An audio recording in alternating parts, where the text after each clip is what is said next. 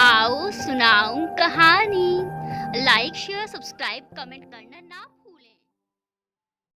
आप देख रहे हैं सनम साथिया भाग 5। सभी दोस्तों का दिल से आभार। सक्षम के लिए दीक्षा को संभालना बहुत मुश्किल होता जा रहा था। इधर जसमीत जी की हालत भी बद से बदतर होती जा रही थी। डॉक्टर उन्हें बचाने की पूरी कोशिश कर रहे थे। सक्षम दीक्षा को आईसीयू की तरफ लाया। दीक्षा अभी भी सक्षम से लिपटी रो रही थी। दीक्षा रोना बंद करो, तुम्हारी माँ तुम्हें ऐसे देखेगी तो उन्हें कैसा लगेगा। सक्षम ने दीक्षा का चेहरा अपनी तरफ करते हुए थोड़े गुस्से से कहा तो दीक्षा सिसकते हुए सक्षम की तरफ देखने लगी। रोना बंद करो दीक्षा। सक्षम ने दीक्षा के आंसू पोंछते हुए उसे फिर से सीने से लगा लिया। दीक्षा अभी भी सिसक रही थी। उसकी आंखों के सामने रह रहकर अपने भाई भाभी के साथ बिताए पल याद आ रहे थे। सक्षम ने आईसीयू के अंदर ट्रे ले जा रही एक नर्स को रोककर पूछा, जसमीत आंटी ठीक हैं? आप कौन? उस नर्स ने पूछा। मैं दीक्षा, उनकी बेटी हूँ। बताइए मेरी माँ ठीक है ना? दीक्षा अब अपने आंसू पोंछते हुए बोली, अभी कुछ भी नहीं कह सकते, पेशेंट की हालत बहुत ख़राब है। आप प्लीज़ जाकर डॉक्टर से मिल लीजिए और रिसेप्शन पर पेशेंट से जुड़ी कुछ डिटेल दे दीजिए। नर्स इतना बोलकर आईसीयू के अंदर चली गई। दरवाज़ा बंद होने से पहले दीक्षा ने अपनी माँ की एक झलक देखी तो दहल गई। मशीनों के बीच घिरी उसकी माँ लहूलुहान थी। वो गहरी गहरी सांसें ले रही थी। उनकी हालत बहुत ज़्यादा ख़राब थी। दीक्षा तुम यहीं रुकना, मैं डॉक्टर से मिलकर आता हूँ और सब डिटेल भी भरवा दूंगा। सक्षम ने दीक्षा के कंधे पर हाथ रखते हुए कहा तो दीक्षा ने हाँ में सर हिला दिया। सक्षम वहाँ से चला गया पर दीक्षा अभी भी आईसीयू के दरवाजे पर हाथ रखे खड़ी थी। माँ प्लीज़ मुझे छोड़कर मत जाना। भैया भाभी मुझे छोड़कर चले गए, आप मत जाना माँ। दीक्षा सिसकने लगी। वो मन ही मन भगवान से अपनी माँ के ठीक होने की प्रार्थना कर रही थी। तभी सक्षम डॉक्टर से कुछ बातें करते हुए अपने हाथ में कुछ सामान लिए वहाँ आया। ये वो सामान था जो जसमीत जी, नैना और अनमोल ने खरीदा था। कुछ जल चुका था, जो बचा था वो सक्षम को दे दिया गया। क्या आप ही पेशेंट की डॉटर दीक्षा हैं? डॉक्टर ने दीक्षा से पूछा तो दीक्षा ने डॉक्टर की तरफ देखते हुए हाँ में सर हिला दिया। पेशेंट की हालत बहुत नाजुक बनी हुई है। उनके शरीर के मल्टीपल ऑर्गन ने काम करना बंद कर दिया है। हो सकता है कुछ देर में उनका हार्ट भी काम करना बंद कर दे। उनकी रीढ़ और दाएं पैर की हड्डी बुरी तरह टूट चुकी है। वो अब ज़्यादा देर तक जी नहीं पाएंगी। मैं आपको कोई झूठी उम्मीदें नहीं देना चाहता। आप अपनी माँ से आखिरी बार मिल लीजिए। नहीं डॉक्टर, ऐसा मत बोलिए। मैं अपनी माँ के बिना नहीं रह पाऊंगी। मेरी परिवार का कोई नहीं बचा। प्लीज़ मेरी माँ को बचा लीजिए। दीक्षा हाथ जोड़ते हुए उस डॉक्टर के पैरों में आ गिरी। सक्षम ने उसे संभाल कर खड़ा किया। दीक्षा खुद को संभालो। कैसे संभालूं सक्षम? तुम मेरी हालात नहीं समझ सकते। तुम्हारे पास तो तुम्हारा परिवार सुरक्षित है, पर मेरी आंखों के सामने मेरा परिवार खत्म हो गया सक्षम। मैं कैसे संभालूं खुद को? दीक्षा रोते हुए सक्षम पर चिल्ला उठी। सक्षम ने आगे बढ़कर दीक्षा को गले से लगा लिया। मैं हमेशा तुम्हारे साथ हूँ दीक्षा। बोलते हुए सक्षम की आंखें भी नम हो गई थी। डॉक्टर के कहने पर सक्षम और दीक्षा आईसीयू के अंदर आए। अपनी माँ को इस हालत में देख दीक्षा दौड़कर उनके पास आ गई। माँ प्लीज़ मुझे छोड़कर मत जाओ। दीक्षा ने कसकर जसमीत जी का हाथ पकड़ लिया और बिना आवाज़ रोने लगी। जसमीत जी ने अपनी आंखें खोली। अपनी बेटी को अपने पास देख उनके चेहरे पर मुस्कुराहट आ गई। दीक्षा। अपनी माँ की आवाज़ सुनकर दीक्षा ने रोना बंद कर दिया और मुस्कुराकर बोली, हाँ माँ बोलो, मैं यहीं हूँ आपके पास। जसमीत जी ने सक्षम की तरफ देखा जो ननमा के लिए दीक्षा के पीछे खड़ा था। सक्षम मेरे पास आओ। जी काकी बोलिए। सक्षम मुस्कुराते हुए जसमीत जी का हाथ पकड़कर उनके पास बैठ गया। जसमीत जी मुस्कुराई। उन्होंने दीक्षा का हाथ सक्षम के हाथ पर रख दिया। दीक्षा और सक्षम अब हैरानी से एक दूसरे की तरफ देखने लगे। मेरी दीक्षा का ख्याल रखना सक्षम। विजय मुझे बुला रहे हैं। ये कैसी बातें कर रही हैं माँ? आप मुझे छोड़कर नहीं जाएंगी। भैया भाभी चले गए और अब आप भी ऐसी बातें मत कीजिए। दीक्षा रोने लगी। हाँ काकी, आप ही दीक्षा का ख्याल रख सकती हैं। हिम्मत रखिए, आप ठीक हो जाएंगी। सक्षम की आंखों में नमी उतर आई। जसमीत जी ने अपनी आंखें बंद कर ली। उनकी आंखों से आंसू बह रहे थे। उन्होंने हिम्मत कर अपनी आंखें खोली। मैं अपनी दीक्षा की जिम्मेदारी तुम्हें सौंप कर जा रही हूँ सक्षम। मेरी दीक्षा का ख्याल रखना। जसमीत जी की सांसें उखड़ने लगी। मशीनें लगातार टीटी की आवाज़ें कर रही थी। नहीं माँ, आपको क्या हो रहा है? डॉक्टर जसमीत जी को ठीक करने की पूरी कोशिश कर रहे थे। जसमीत जी ने दीक्षा की तरफ देखते हुए अपनी आखिरी सांस ली और हमेशा के लिए विजय जी के पास चली गई। माँ! दीक्षा चीखते हुए बेहोश हो गई। दीक्षा! सक्षम दौड़कर दीक्षा के पास आया और उन्हें अपनी बाहों में थाम लिया। दीक्षा को कुछ घंटों बाद होश आया। उसने अपनी आंखें खोली तो फिर से रोने लगी। एक ही पल में उसका सब कुछ उजड़ चुका था। सक्षम दीक्षा के पास ही बैठा था। दीक्षा को होश आया देखकर वो अपनी जगह से उठकर दीक्षा के करीब आ गया। दीक्षा, तुम ठीक हो? सक्षम ने उसके चेहरे को छुआ। सक्षम, सब चले गए पापा के पास, फिर मुझे क्यों छोड़ दिया? मैं नहीं रह पाऊंगी उनके बिना। दीक्षा, मजबूत बनाओ खुद को, तुम्हें अपनी माँ का अंतिम संस्कार करना है। नैना भाभी के माँ बाप भी बहुत दुखी हैं। उन्होंने भी तो अपनी बेटी और दामाद खोए हैं। न जाने कितने बच्चे इस धमाके में अनाथ हो गए, तुम अंदाज़ा भी नहीं लगा सकती। दीक्षा, सक्षम, मुझे नैना भाभी के माँ बाप से मिलना है। दीक्षा ने अपने आंसू पोंछ लिए। सक्षम की बातों ने उसे बहुत हिम्मत दी थी। सक्षम ने उसको खड़ा किया। तुम ठीक हो दीक्षा? दीक्षा ने सक्षम की तरफ देखते हुए हाँ में सर हिला दिया। दीक्षा और सक्षम नैना के माँ बाप के पास आए, जो अभी भी अपनी बेटी दामाद के लिए रो रहे थे। अंकल आंटी, नैना भाभी आप लोगों से बहुत प्यार करती थी। मैं समझ सकती हूँ आपकी हालत। मैंने तो अपना पूरा परिवार ही खो दिया। रोइए मत अंकल आंटी। दीक्षा ने नैना के माँ के कंधे पर हाथ रखा तो अगले ही पल नैना की माँ ने गुस्से में उसका हाथ झटक दिया। ये सब तुम्हारी मनहूसियत की वजह से हुआ। तुमसे रिश्ता जोड़ते ही ये मुसीबत आ गई। मैंने अपनी बेटी, दामाद और भतीजा खो दिया। मनहूस, दूर रहो हम सबसे। वो रोते हुए फिर से बैठ गई। उनके पति भी अब रोए जा रहे थे। दीक्षा तो अब सुन्न ही हो गई थी। नम आंखें लिए वो उन दोनों को देखे जा रही थी। आप ऐसे दीक्षा को मनहूस नहीं बोल सकते। जो हुआ उसमें दीक्षा की कोई गलती नहीं। सक्षम दीक्षा के सामने आया तो नैना के पापा ने सक्षम के सामने हाथ जोड़ लिए। हम इस वक्त बहुत परेशान हैं, प्लीज़ इस वक्त जाइए यहाँ से। हम अपनी बेटी और दामाद और जसमीत जी का अंतिम संस्कार खुद कर देंगे। ये सुनते ही दीक्षा चौंक गई। नहीं, माँ और भाई का अंतिम संस्कार करने का अधिकार मेरा है। नैना की माँ बहुत ज़्यादा गुस्से से उसे घूरने लगी। तू एक लड़की है और एक लड़की कैसे भला किसी का अंतिम संस्कार कर सकती है? माँ बाप की चिता को अग्नि देने का अधिकार सिर्फ बेटे के पास होता है, समझी? दीक्षा सही कह रही है आंटी, ये अधिकार उसका है। आप अपने पुराने ख्यालात बदलिए। बेशक नैना भाभी की चिता को आग देने का अधिकार आपका है, पर अनमोल और जसमीत काकी की चिता को आग सिर्फ दीक्षा देगी। नैना की माँ कुछ और बोलती कि नैना के पापा ने उन्हें रोक लिया। हमारी बेटी मर चुकी है, अब जो भी इनसे रिश्ता था वैसे ही खत्म हो चुका। हम अपनी बेटी, भतीजी और भाई भाभी का अंतिम संस्कार कर यहाँ से चले जाएंगे। नैना की माँ ने रोते हुए हाँ में सर हिला दिया। दीक्षा अब रोई नहीं बल्कि बहुत हिम्मत से खुद को संभाल लिया। अगली सुबह हो चुकी थी और सब रीति रिवाज के साथ दीक्षा ने अनमोल और जसमीत जी का अंतिम संस्कार किया। इस दौरान भी सक्षम ने एक पल भी उसका साथ नहीं छोड़ा। सक्षम का पूरा परिवार इस वक्त दीक्षा के साथ खड़ा था। बीजी ने दीक्षा के घर पर अनमोल, नैना और जसमीत जी की आत्मा की शांति के लिए श्राद्ध पूजा रखवाई। सक्षम का पूरा परिवार और आस पड़ोस के कुछ लोग ही इस पूजा में शामिल हुए। सबको लगता था कि दीक्षा मनहूस है, इसीलिए उसकी शादी के एक दिन पहले होने वाले दूल्हे समेत उसका पूरा परिवार खत्म हो गया।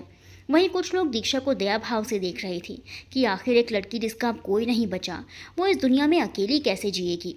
बीजी तो अभी भी दीक्षा में अपनी बहू ही देख रही थी। बाऊजी अपने पैर खराब होने के बाद पहली बार अपने घर से बाहर निकल कर आए थे। उन्हें दीक्षा के लिए बहुत बुरा लग रहा था। दीक्षा तो जैसे बेसुध सी एक जगह बैठी अपनी माँ, बाबा और भाई भाभी की तस्वीर को देखे जा रही थी। बाऊजी दीक्षा के पास आए और बहुत प्यार से उसके सर पर हाथ रखा तो एक पल के लिए दीक्षा चौंक गई। आप? मैं सक्षम का बाऊजी, वो मुस्कुराकर बोले, पर दीक्षा ने कोई जवाब नहीं दिया। वो फिर से अपने माँ बाबा की तस्वीर को देखने लगी। मैं जानता हूँ तुम अपने परिवार को बहुत याद कर रही हो, वो भी तुम्हें याद कर रहे होंगे। ये सुनकर दीक्षा की आंखें नम हो गई। उसकी आंखों से आंसू बहने लगे। बेटा, तुम्हें मेरी बात का बुरा लगा? दीक्षा को रोते देख बाऊजी परेशान हो उठे। दीक्षा ने नामे सर हिला दिया, तभी बीजी वहाँ आ गई। अभी बेचारी इतने दुख से गुजर रही है और आपने इसे फिर से अपने माँ बाप की याद दिलाकर रुला दिया। आपको तो लाना ही नहीं चाहिए था यहाँ। बाऊजी का मुँह अब छोटा सा हो गया था। नहीं आंटी, अंकल ने मुझे कुछ नहीं कहा। दीक्षा अपने आंसू पोंछ कर बोली। आंटी क्या होता है, मुझे बीजी बोल, और ये आज से तेरी भी बाऊजी हैं। बीजी बहुत प्यार से दीक्षा के चेहरे पर हाथ फिराकर बोली। इतने सालों बाद बीजी का ये रूप देखकर बाऊजी की आंखों में नमी आ गई। जय, प्रिया और लक्ष्मण भी बीजी को दीक्षा से इतना लाड लड़ाते देख हैरान थे। महक तो जैसे जल भुन गई थी। मेरे लिए तो बीजी के मुंह से इतनी मिठास नहीं टपकती कभी। इसमें ऐसा क्या है जो इसमें बीजी को भी अपनी तरफ कर लिया? मैं एक मन ही मन दीक्षा से जल रही थी। दीक्षा को तो जैसे बीजी में फिर से अपनी माँ नजर आने लगी थी। वो रोते हुए बीजी के गले लग गई। बीजी बहुत प्यार से दीक्षा के सर पर हाथ फिराने लगी। उनकी आंखों में भी अब नमी आ गई थी। सक्षम दीक्षा और बाकी घर वालों के लिए खाने का सामान लेकर आया तो दीक्षा को बीजी के साथ इस तरह देख उसकी आंखों में भी खुशी के आंसू आ गए। उसने अपने आंसू पोंछे और लक्ष्मण के पास आ गया। लक्ष्मण, सबके लिए खाना लगा दे। लक्ष्मण ने हाँ में सर हिलाया। अब सब लोग जा चुके थे तो लक्ष्मण वहीं गद्दों पर ही सबके लिए प्लेट रखने लगा। जय और प्रिया की मदद से लक्ष्मण ने सबके लिए खाना लगा दिया। बेटा खाना खा ले, बीजी बहुत प्यार से दीक्षा के आंसू पोंछते हुए बोली। नहीं बीजी, मुझे भूख नहीं है। दीक्षा ने खाने से इनकार कर दिया और वहाँ से उठकर अपने कमरे में चली गई। बीजी अब खाने की प्लेट लेकर सक्षम के पास आई। इस वक्त दीक्षा को तेरी ज़रूरत है सक्षम, जा उसके पास। लेकिन बीजी, पुत्र दीक्षा ने कल से कुछ नहीं खाया, अगर वो नहीं खाएगी तो बीमार पड़ जाएगी। सक्षम ने हाँ में सर हिलाया और प्लेट लेकर दीक्षा के कमरे में चला गया।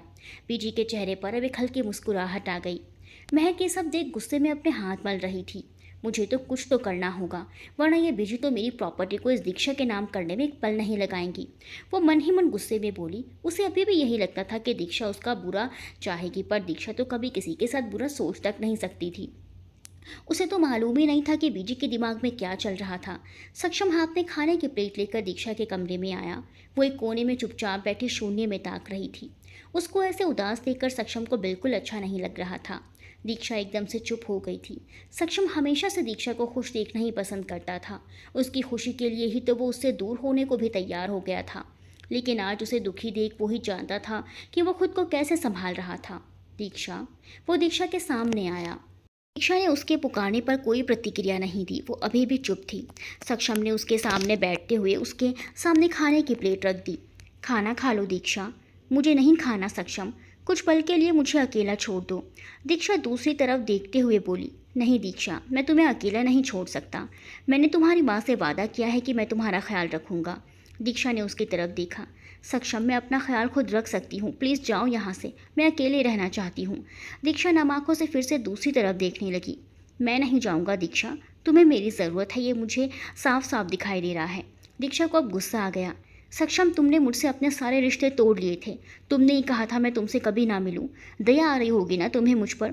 मुझे तुम्हारी दया की ज़रूरत नहीं सक्षम, प्लीज़ चले जाओ यहाँ से। मेरे पापा गए थे तब भी मैंने खुद को और सबको संभाल लिया था, अब भी मैं खुद को संभाल लूँगी। दीक्षा की आंखों में आंसू आ गए थे, जिसे वो एक ही झटके में पहुँचते हुए उठ खड़ी हुई। वो वहाँ से जाती कि सक्षम ने उसका हाथ पकड़ लिया। दीक्षा ने घूरकर उसको देखा, पर उसने उसका हाथ नहीं छोड़ा। सक्षम अब उठकर दीक्षा के सामने आ गया। दीक्षा, खाना खा लो, मैं तब तक तुम्हें यहाँ से जाने नहीं दूंगा, तब तक तुम खाना नहीं खा लेती। मेरे खाने या ना खाने से तुम्हें क्या फ़र्क पड़ता है सक्षम? प्लीज़ हाथ जोड़ती हूँ, मुझ पर दया मत दिखाओ। मैं ठीक हूँ, संभाल सकती हूँ खुद को। दीक्षा, मैं जानता हूँ तुम खुद को संभाल सकती हो और मैं तुम पर कोई दया नहीं दिखा रहा हूँ। तुम मेरी जिम्मेदारी हो और दोस्त भी। कहते हुए उसने खाने की प्लेट उठाई और एक निवाला तोड़कर दीक्षा की तरफ बढ़ा दिया। दीक्षा की आंखें फिर से नम हो गई। वो अब चुपचाप सक्षम के हाथ से खाना खाने लगी। सक्षम ने उसको बैठाया और आराम से खाना खिलाने लगा। बीजी ने हल्का सा दरवाज़ा खोलकर झाँका तो सक्षम को दीक्षा को खाना खिलाते देख दोनों की बलैया ले ली। क्या देख रही हो कोमू, मैं भी तो देखूं। बाबूजी की आवाज़ सुनकर बीजी झेंप गई। मैं कुछ भी तो नहीं देख रही थी, चलिए आप यहाँ क्या कर रहे हैं? खाना खत्म कीजिए अपना। नहीं, कुछ तो देख रही थी, मैं तो अब देख कर ही रहूँगा। बाबूजी अब अड़ गए तो बीजी ने अपना सर पीट लिया। लीजिए देखिए। बाबूजी ने जब अंदर झाँका तो सक्षम और दीक्षा को एक साथ देखकर उनके चेहरे पर भी मुस्कुराहट आ गई। कितने प्यारे लगते हैं ये दोनों साथ में, बिल्कुल राम सीता की जोड़ी। जल्दी ही मैं दीक्षा की शादी अपने सक्षम से करा दूंगी। अगर ऐसा ना है ना कोमू, तो ज़िंदगी में पहली बार तू अच्छा काम करने जा रही है। क्या बोला आपने? बीजी ने बाबूजी को घूरा तो बाबूजी इधर उधर अपनी नज़रें घुमाने लगे। अब लक्ष्मण, प्रिया और जय भी वहाँ आ गए। वो बीजी बाबूजी को अंदर झांकते देख खुद भी अंदर झांकने लगे। भैया इतने रोमांटिक भी हैं, मुझे तो मालूम ही नहीं था। प्रिया खुश होते हुए बोली। भैया कितने प्यार से खिला रहे हैं भाभी को, आज तक मुझे एक निवाला तोड़कर नहीं खिलाया भैया ने। जय चुटकी लेते हुए बोला। भैया तो बड़े तेज़ हो रहे हैं। लक्ष्मण ने अपना फ़ोन निकालकर उन दोनों की तस्वीरें क्लिक कर ली।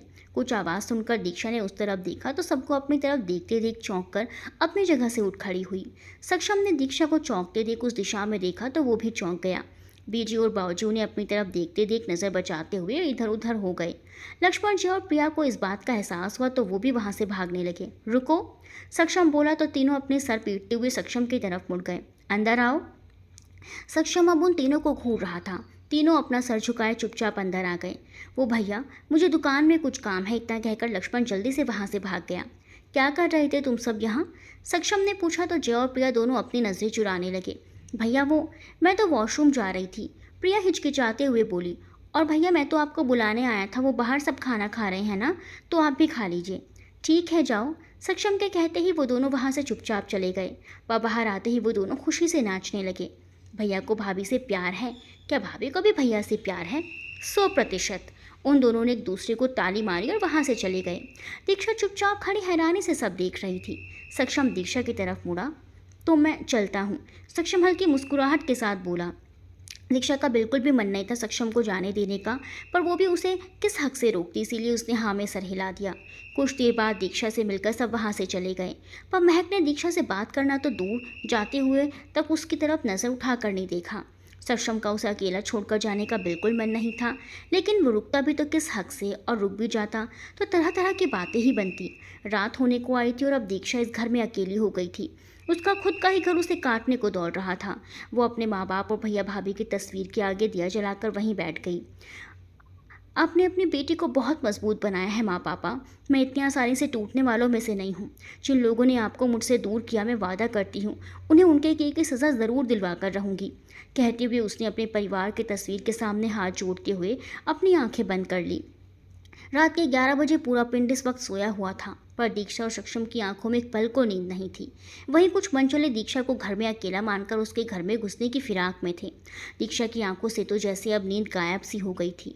वो बस एकटक कुछ सोचते हुए शून्य में ताक रही थी। माँ, भैया, भाभी, पापा, आप सब मुझे यहाँ अकेला छोड़कर क्यों चले गए? उसकी आंखें फिर से नम हो गई, पर इस बार उसने खुद को संभाल लिया। वो बेड से उठ गई। उसने पानी की जग की तरफ देखा जो आज खाली था। रोज़ तो जसमीत जी उसके कमरे में पानी भर कर रख देती थी, पर आज वो नहीं थी। वो गहरी सांस लेकर पानी का जग उठाकर किचन की तरफ बढ़ गई। उसने हॉल की लाइट जलाई कि तभी कुछ लोग घर की खुली खिड़की से अंदर कूदे। उन्हें देख दीक्षा की आंखें हैरानी से फैल गई। वो 4 लड़के थे, जिनमें से एक दीक्षा को देखकर हंसा। उस दिन तो तुम्हें तुम्हारे भाई ने बचा लिया था, पर आज कौन बचाएगा तुम्हें? दीक्षा ने कसकर जग को पकड़ लिया। उसके जबड़े भिज गए थे। वो बहुत ज़्यादा गुस्से में लग रही थी। वो चारों लड़के उसके सामने आए। वैसे तो चोरी करने का इरादा भी है, पर अब मूड बदल गया। हम सबको खुश कर दे, हम बिना कुछ लिए चले जाएंगे। जैसे ही उस लड़के ने ये बोला, दीक्षा ने जग उसके मुंह पर दे मारा। वो लड़का नीचे गिर पड़ा। बाकी लड़के हैरानी से उसकी तरफ देखने लगे। पहले भैया थे इसीलिए तुम लोग बच गए, पर अब कोई नहीं है तुम तीनों को बचाने वाला। दीक्षा हल्की टेढ़ी मुस्कुराहट के साथ बोली। साली! वो तीनों गुस्से में चिल्लाए। दीक्षा ने 2 कदम पीछे लिए। वो तीनों अब गुस्से में दीक्षा की तरफ बढ़ने लगे। दीक्षा ने अपने हाथों की मुट्ठियां बनाई। वो उन्हें मारने ही वाली थी कि तभी दरवाज़ा खुल गया। सामने सक्षम खड़ा था। सक्षम को देखकर वो चारों वहां से भाग खड़े हुए। रुक! सक्षम उनके पीछे भागा। सक्षम, रुक जाओ, जाने दो उन्हें। दीक्षा ने आगे बढ़ सक्षम का हाथ पकड़ लिया। सक्षम दीक्षा की तरफ मुड़कर बोला, कैसे जाने दो दीक्षा? वो तुम्हें नुकसान पहुंचा सकते थे। मैं अभी पुलिस को कॉल करता हूँ। नहीं सक्षम, पुलिस की ज़रूरत नहीं है। वो अब फिर से यहाँ नहीं आएंगे। सक्षम अब थोड़ा गुस्से में आ गया। अगर मैं नहीं आता तो वो तुम्हें नुकसान पहुंचा सकते थे, और तुम कह रही हो पुलिस की ज़रूरत नहीं? क्यों? सक्षम, मैं जानती हूँ तुम्हें मेरी फिक्र है, पर अगर तुम नहीं आते तो भी वो चारों अपने हाथ पैर तुड़वा कर यहाँ से जाते। दीक्षा चेहरे पर हल्की सी मुस्कुराहट लिए बोली।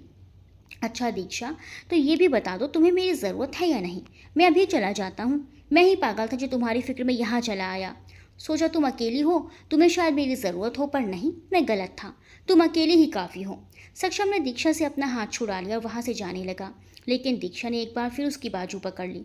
रुक जाओ सक्षम। दीक्षा के एक बार कहते सक्षम ने अपने कदम रोक लिए। वो दीक्षा की तरफ मुड़ा। मैं यहीं हूँ। दीक्षा के चेहरे पर एक प्यारी सी मुस्कुराहट आ गई। मुझे माफ़ कर दो सक्षम, मैंने आज तुमसे बदतमीज़ी की। कोई बात नहीं, मुझे बुरा नहीं लगा। सक्षम चेहरे पर हल्की मुस्कुराहट लिए बोला। सक्षम, हाँ। दीक्षा और सक्षम एक दूसरे को देखे जा रहे थे। दीक्षा ने सक्षम के करीब आते हुए उसके चेहरे पर हाथ रखा। तुम मुझे बाकी सबकी तरह छोड़कर तो नहीं जाओगे ना? सक्षम ने दीक्षा का हाथ अपने चेहरे से हटाते हुए अपने हाथ में लिया। तुम खुद भी जाने को कहोगी तब भी नहीं जाऊंगा। वो फिर से सक्षम को देखने लगी। उन दोनों के चेहरे की मुस्कुराहट साफ बता रही थी कि वो दोनों एक दूसरे के साथ कितने खुश हैं। दीक्षा एक पल के लिए सक्षम का साथ पाकर अपना गम भूल चुकी थी। दीक्षा, सक्षम ने दीक्षा का हाथ फिर से अपने चेहरे पर रखा। वो दोनों अब भी एक दूसरे की आंखों में खोए हुए थे। अगर मैं कहूँ तुम मेरे साथ मेरे घर चलो तो चलोगी? दीक्षा कुछ पल के लिए हैरान रह गई। उसने सक्षम से दूर होना चाहा, पर सक्षम ने उसका हाथ नहीं छोड़ा। दीक्षा, मेरे साथ चलो मेरे घर, वहाँ सब तुम्हारा ख्याल रखेंगे। मैं यहाँ तुम्हें अकेला नहीं छोड़ सकता। सक्षम, कल तुम मुझे सही गलत का पाठ पढ़ा रहे थे, अब खुद भूल गए। मैं बिना किसी रिश्ते के तुम्हारे घर कैसे जा सकती हूँ? लोग बातें बनाएंगे। तुम्हें तो लोगों की बातों से बहुत फ़र्क पड़ता है ना सक्षम? तुम कैसे बर्दाश्त करोगे उनकी बातें? दीक्षा ने एक तरह से सक्षम पर ताना कसा, जिसे सक्षम अच्छे से समझ रहा था। दीक्षा, इस वक्त मुझे तुम्हारे अलावा किसी की फिक्र नहीं है। वो उसके करीब आया और उसके चेहरे को अपने हाथों में लेकर उसकी आंखों में गौर से देखते हुए बोला, मुझसे शादी करोगी दीक्षा? दीक्षा कुछ पल के लिए स्तब्ध रह गई। वो एकटक बड़ी बड़ी आंखें लिए सक्षम को देखे जा रही थी। उसे विश्वास ही नहीं हो रहा था कि सक्षम उसे कभी प्रपोज करेगा। ये तुम क्या कह रहे हो सक्षम? दीक्षा ने उसको खुद से दूर धकेल दिया। उसको लग रहा था वो उस पर एहसान कर रहा है। सिर्फ उसकी माँ को दिए अपने वादे को पूरा करने के लिए उसने ये कहा, तुम्हें मेरा ख्याल रखने के लिए मुझसे शादी करने की ज़रूरत नहीं है सक्षम। बिना प्यार का रिश्ता ज़्यादा दिनों तक नहीं टिकता। सक्षम को लगा दीक्षा ये सिर्फ अपने लिए कह रही है, क्योंकि वो उससे प्यार नहीं करती। सक्षम को अब थोड़ा बुरा लगा। तुम सही कह रही हो दीक्षा, बिना प्यार की शादी ज़्यादा दिन तक नहीं टिकती। पर अभी मैं यही कहूँगा, जब दो लोग एक दूसरे को ज़िंदगी भर साथ निभाने का वचन देते हैं तो साथ रहते रहते प्यार हो ही जाता है। फिर भी मैं तुमसे ये उम्मीद नहीं कर सकता, पर एक समझौता तो कर सकता हूँ। 1 महीना तुम्हारे रिजल्ट आने को है। मुझे पूरा विश्वास है तुम्हारा सिलेक्शन हो जाएगा और तुम एक आर्मी ऑफिसर बन जाओगी। उसके बाद तुम और मैं इस रिश्ते से आज़ाद हो जाएंगे। दीक्षा हैरानी से सक्षम की तरफ देखने लगी। उसे तो विश्वास ही नहीं हो रहा था कि उसका भोला भाला सक्षम उसे समझौते की शादी के लिए बोल रहा है। सक्षम, तुम्हें हो क्या गया है? आजकल क्या फिर खा पी रहे हो तुम? दीक्षा ने हैरानी से पूछा। दीक्षा, मैं मजाक नहीं कर रहा, सक्षम गंभीर होकर बोला। मजाक मैं अभी नहीं कर रही सक्षम।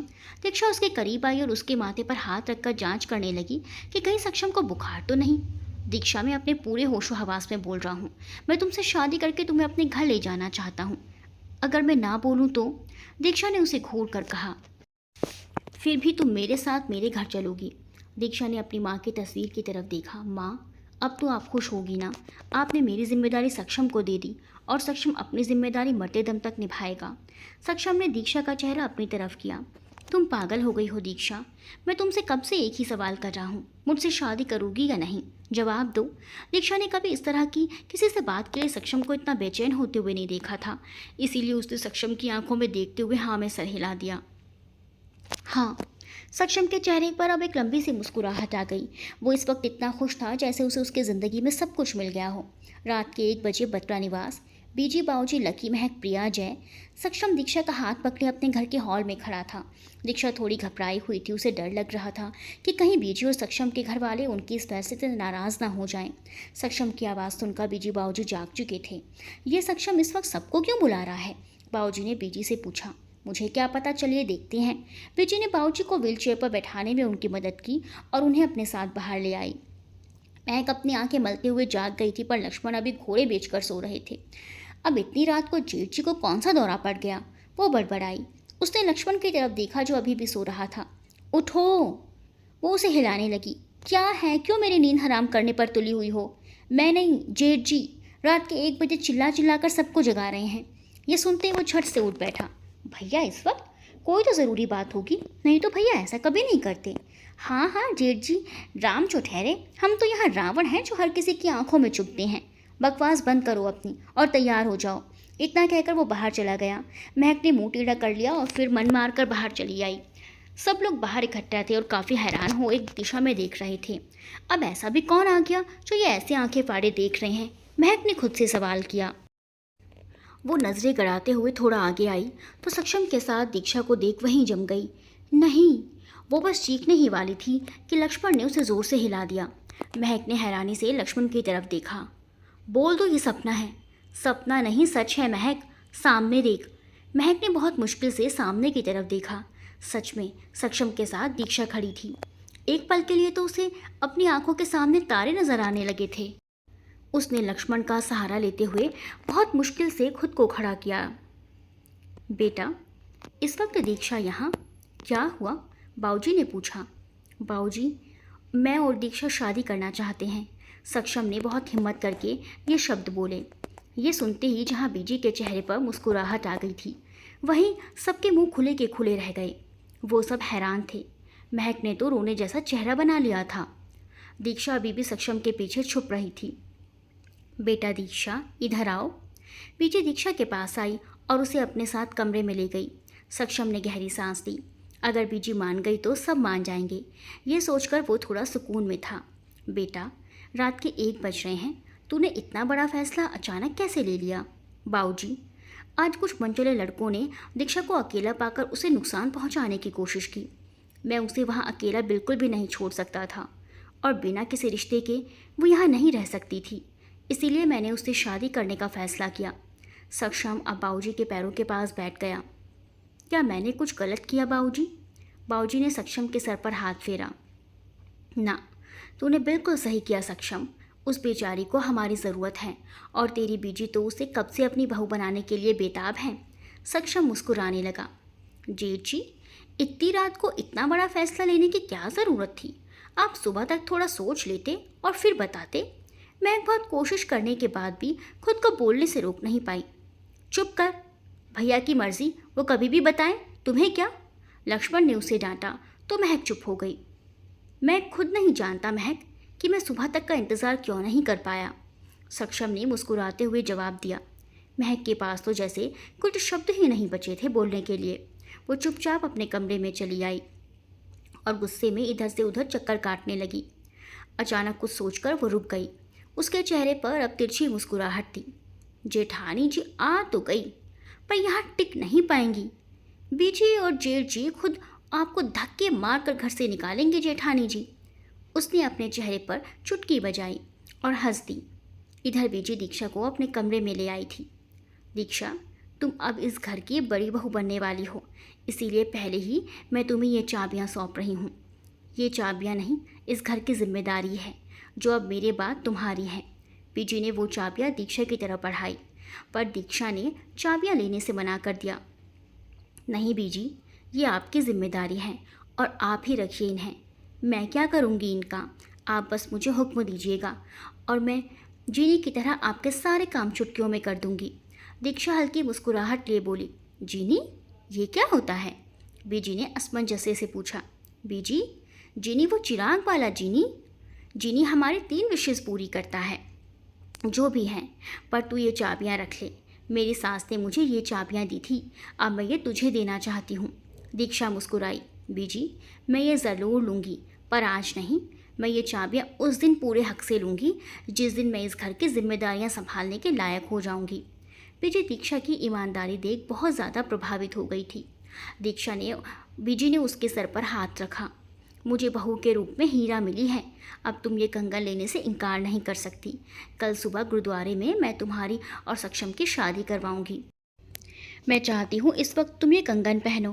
कहते हुए बीजी ने अपने हाथों से कंगन निकालकर दीक्षा को पहना दिए। वो उनको मना नहीं कर पाई।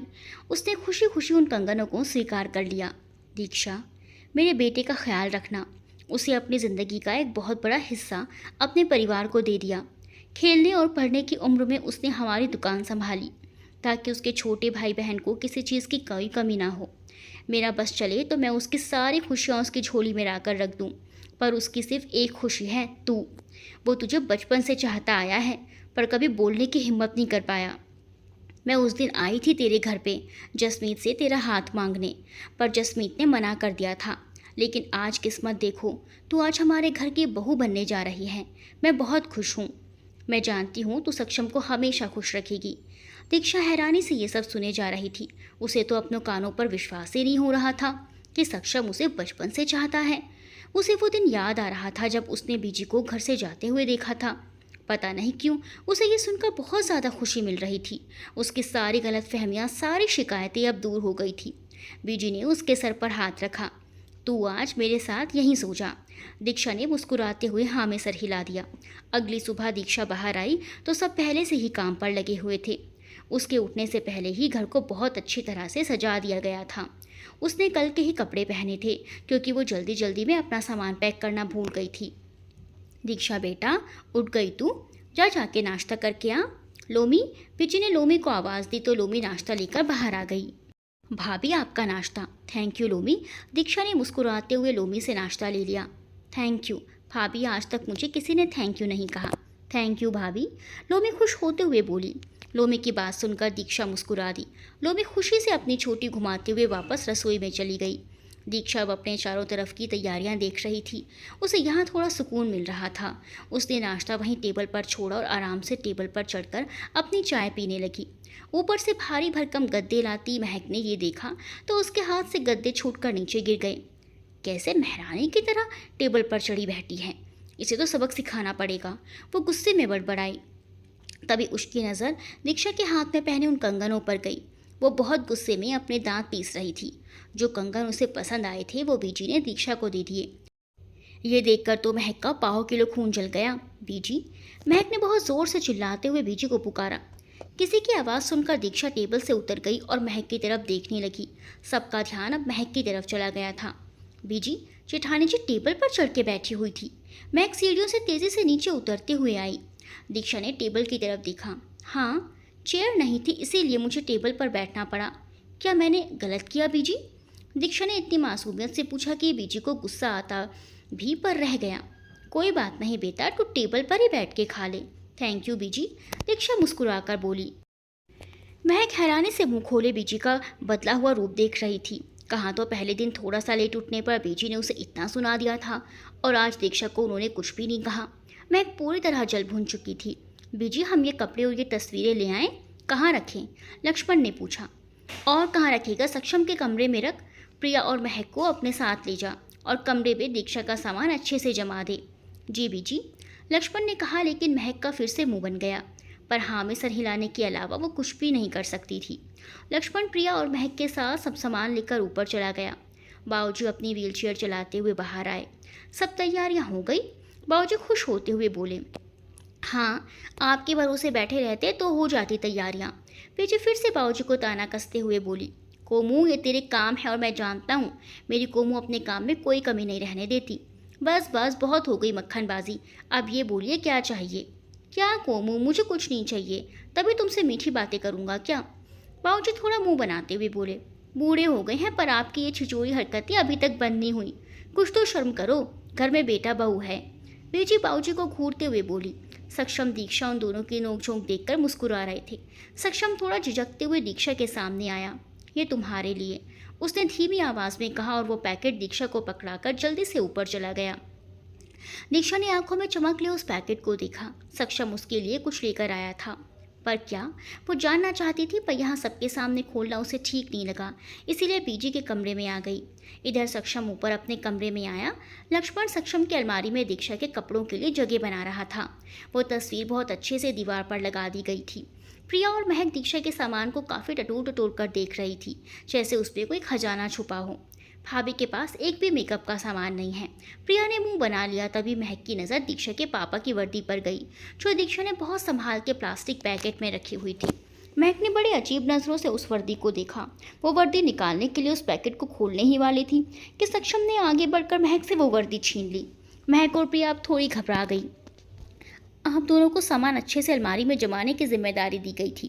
इसका मतलब ये नहीं कि आपको किसी की व्यक्तिगत चीज़ों को छूने का अधिकार मिल गया। सक्षम अब थोड़ा गुस्से में नजर आ रहा था, इसीलिए प्रिया ने तो तुरंत माफ़ी मांग ली। जेठ जी, ये वर्दी मैं तो बस देख रही थी, ये जेठानी जी के बैग में क्या कर रही है? महक थोड़ा मुंह बनाकर बोली। ये दीक्षा के पापा की है। दीक्षा के पापा एक आर्मी ऑफिसर थे जो काफ़ी सालों पहले शहीद हो गए। और कुछ जानना हो तो पहले पूछ लेना। इतना कहकर सक्षम ने उस वर्दी को अलमारी में रख दिया। जेठानी जी के आते ही जेठ जी के तेवर बदलने लगे। वाह, महक मन ही मन कुड़ते हुए बोली। महक, तो क्यों भाभी का सामान छेड़ रही है? चुपचाप अलमारी में रखना। लक्ष्मण भी अब थोड़ा गुस्से में महक से बोला, तो महक चिढ़ते हुए चुपचाप सामान अलमारी में रखने लगी। दीक्षा के बैग में उसके कपड़ों के अलावा कुछ भी नहीं था। दीक्षा पीछे के कमरे में आई और जल्दी से दरवाज़ा बंद कर वो पैकेट खोलने लगी। उसने जैसे ही पैकेट खोला, उसमें सुर्ख लाल रंग का बहुत सुंदर लहंगा था, साथ ही कुछ गहने थे। दीक्षा बहुत खुशी से उस लहंगे को देखने लगी। तभी दीक्षा की नज़र लहंगे के कोने में बने काले निशान पर गई। उसने ध्यान से उस काले निशान को छूकर देखा। वो अपनी उंगलियां अपनी नाक के पास लेकर आई। वो बारूद था। दीक्षा गहरी सांस लेते हुए धम से नीचे बैठ गई। उसकी आंखों में फिर से आंसू आ गए। कुछ देर तक वो ऐसे ही बैठी रही, पर बीजी की आवाज़ सुनकर तुरंत उसने अपने आंसू पोंछ लिए। उसने अपने माँ के गहनों को देखकर उन्हें अपने सीने से लगा लिया। मैं आज यही पहनूंगी, वो खुद से बोली और खुशी खुशी शादी के लिए तैयार होने लगी। प्रिया और बीजी अंदर आई तो उसे अकेले ही तैयार होते देख उसकी मदद करने लगी। शादी के लिए गुरुद्वारे को अच्छे से सजा दिया गया था। कस्तूरी और बाकी आस पड़ोस के लोग सक्षम और दीक्षा की शादी देखने गुरुद्वारे में आए थे। कामिनी ने तो अपने दोनों बेटों की शादी सस्ते में निपटा ली। कस्तूरी अपनी साथी औरतों से बोलते हुए हंसने लगी। कुछ देर बाद दुल्हा दुल्हन आए। उनके पीछे बीजी, बाऊजी और बाकी सब थे। दीक्षा आज बहुत सुंदर लग रही थी। सक्षम की तो उससे नजर ही नहीं हट रही थी और दीक्षा मुस्कुराते हुए सक्षम को देखे जा रही थी। सक्षम दीक्षा ने आगे बढ़ गुरु ग्रंथ साहिब का आशीर्वाद दिया। बाऊजी ने दीक्षा के पिता का फर्ज निभाया और बाकी सारी रस्में अदा की जो दीक्षा के पिता होते तो अपने हाथों से करते। कुछ देर बाद शादी की रस्में शुरू हो गई। सक्षम दीक्षा से आगे चल रहा था। सिखों के रीति रिवाज के हिसाब से सिर्फ 4 ही फेरे होते हैं, इसीलिए सक्षम आगे चल रहा था। 4 फेरे खत्म होने के बाद उन दोनों ने फिर मत्था टेका। सक्षम ने दीक्षा के गले में मंगलसूत्र पहनाया और मांग में सिंदूर भरा। दीक्षा चूंकि पूरी तरह से सिख धर्म से नहीं थी, इसलिए दीक्षा के धर्म को भी यहाँ पूरा सम्मान दिया गया। सब कुछ होने के बाद कस्तूरी और औरतों की टोली को कामिनी जी ने पेट भर भर के खिलाया। वहीं सक्षम और दीक्षा एक दूसरे को खिलाने में ही खुश थे। दीक्षा सक्षम बाकी घर वालों के साथ घर लौटे। रात होने वाली थी। लोमी ने सक्षम का कमरा बहुत अच्छे से सजा दिया था। गृह प्रवेश की रस्म के बाद प्रिया और महक दीक्षा को सक्षम के कमरे में ले गई।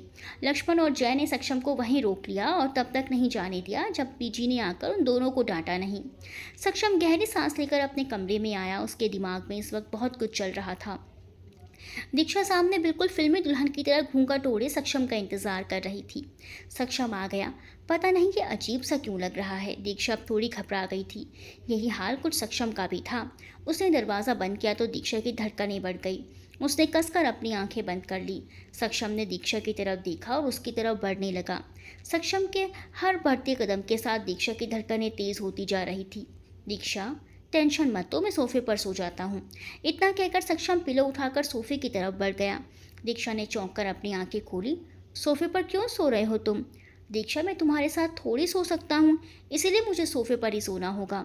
इतना कहकर सक्षम पिलो वहीं सोफे पर रखकर लेट गया। दीक्षा उसे हैरानी से देखती रह गई। वो अब चिढ़कर बिस्तर से उठकर आईने के सामने खड़ी होकर अपनी चूड़ियाँ उतारने लगी। सक्षम उसे ही देख रहा था। दीक्षा, ध्यान से, ये चूड़ियाँ तुम्हें चुभ जाएंगी। दीक्षा ने उसको घूरा। चुप जाने दो, तुम्हें क्या? उसका ध्यान बिल्कुल भी चूड़ियों पर नहीं था। उसमें से एक चूड़ी टूटकर उसकी कलाई में चुभ गई। क्या हुआ दीक्षा? सक्षम सोफे से उठकर तेजी से उसके सामने आया। दीक्षा के हाथ में चूड़ी टूटने की वजह से हल्की सी खरोंच लग गई थी। मैंने कहा था ना दीक्षा, लग जाएगी, तुम सुनती नहीं हो। सक्षम ने उसका हाथ पकड़ा पर दीक्षा ने अपना हाथ पीछे खींच लिया। रहने दो, छोटी सी खरोंच है, ऐसी चोटें तो हजारों लगती हैं दिन में। कहते हुए वो अपना जूड़ा खोलने लगी। मैं मदद करूं? सक्षम ने प्यार से पूछा। नहीं चाहिए। दीक्षा ने आखिरकार खुद से ही जूड़ा खोलकर चिढ़ाने के अंदाज में सक्षम को ठेंगा दिखाया तो सक्षम के चेहरे पर मुस्कुराहट आ गई। उसने अपने बाल ठीक किए और गहने उतारने लगी। ये उसकी माँ के गहने थे जिसे वो बहुत संभाल संभाल कर उतार रही थी। सक्षम एकटक दीक्षा को देखे जा रहा था। पानी? थक गई होगी ना? सक्षम ने उसकी तरफ पानी बढ़ाया। उसने सक्षम के हाथ से पानी का ग्लास ले लिया और गटागट पानी पीने लगी। सच में वो बहुत थक गई थी, पर सक्षम के अलावा किसी को उसकी थकान नजर नहीं आई। अब जान में जान आई। थैंक यू सक्षम। दीक्षा गहरी सांस लेकर बोली। सक्षम एक बार फिर उसको देखकर मुस्कुरा दिया। दीक्षा अब उसी भारी भरकम लहंगे में सोने जाने लगी। दीक्षा, कपड़े बदल लो, तुम्हारा लहंगा बहुत भारी है, तुम्हें नींद नहीं आएगी। तुम्हें क्या? पहले खुद अपने कपड़े बदलो। ये भारी सी तलवार अभी तक तुमने लटका रखी है और इसी के साथ सो रहे थे तुम। बड़े आए मुझे बोलने वाले। सक्षम का ध्यान अब अपने कपड़ों पर गया। इतनी चिड़चिड़ी क्यों हो रही हो दीक्षा? मैं बदल लेता हूँ। चिड़चिड़ी? दीक्षा ने गुस्से में मुंह फुला लिया। सक्षम नामे सर हिलाकर अलमारी से अपने कपड़े लेकर वॉशरूम में चला गया। कुछ ही मिनटों बाद सक्षम सामान्य सा कुर्ता पजामा पहने बाहर आया तो दीक्षा को उसी तरह मुंह फुलाए बैठे देखकर परेशान हो उठा। तुम कहो दीक्षा तो मैं इस कमरे से ही बाहर चला जाता हूँ, शायद तुम्हें परेशानी हो रही होगी। मैं और कोई कमरा ढूंढ लूंगा और सबके जागने से पहले इस कमरे में वापस आ जाऊंगा। सक्षम उसे परेशान देखकर बोला, लेकिन सक्षम का ऐसा बोलना दीक्षा को और ज़्यादा गुस्सा दिला गया। बीजी कहती हैं कि सक्षम मुझे बचपन से प्यार करता है, फिर इसकी हरकतें देखकर ऐसा क्यों लगता है जैसे यह हर पल मुझसे दूर भागना चाहता है। वो मन ही मन सोचकर उठ खड़ी हुई। वो सक्षम की तरफ मुड़ी। सक्षम रुको, मुझे तुमसे कोई दिक्कत नहीं, मैं तुम पर पूरा भरोसा करती हूँ। दीक्षा हल्की मुस्कुराहट लिए बोली तो सक्षम के चेहरे पर भी मुस्कुराहट आ गई। सक्षम अब चुपचाप जाकर सोफे पर लेट गया। दीक्षा भी कपड़े बदलकर सक्षम को देखते हुए बिस्तर पर सो गई। कुछ देर बाद अलार्म घड़ी की आवाज़ से सक्षम दीक्षा की नींद खुल गई। सुबह के 2:30 बज रहे थे। दीक्षा ने उबांसियां लेते हुए घड़ी की ओर देखा। सक्षम ने उठकर अलार्म बंद किया। तुम इतनी रात को जॉगिंग क्यों करती हो सक्षम? ताकि तुम्हें देख सकूं। सक्षम के शब्द उसके मन में ही रह गए। जाओ सक्षम, मैं सो जाती हूँ। दीक्षा वापस लेटने लगी तो सक्षम ने उसकी बाजू पकड़ ली। तुम नहीं सोओगी दीक्षा? दीक्षा ने बड़े अनमने ढंग से सक्षम को देखा। क्यों नहीं सो सकती? क्या तुम्हारे घर पर लोग इस वक्त उठते हैं? उसने हैरानी से पूछा।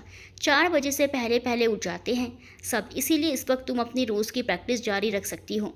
सक्षम ने बोलते बोलते उसे ज़बरदस्ती बिस्तर से खड़ा कर दिया। मुझे नहीं करने कोई प्रैक्टिस। वैसे भी जिसके लिए मैं ये सब कर रही थी वो सपना तो मेरी माँ की मौत के साथ ही खत्म हो गया। दीक्षा की आंखों में नमी अब आंसू बनकर बहने लगी। सक्षम हैरान था। दीक्षा तो अपने सपने के लिए मर मिटने वालों में से थी। अचानक उसे क्या हुआ कि वो अपना सपना छोड़ने को तैयार हो गई? क्यों दीक्षा ने अपने सपनों को ख़त्म कर दिया? क्या सक्षम उसके इस फैसले में उसका साथ देगा? जानने के लिए देखते रहिए सनम साथिया।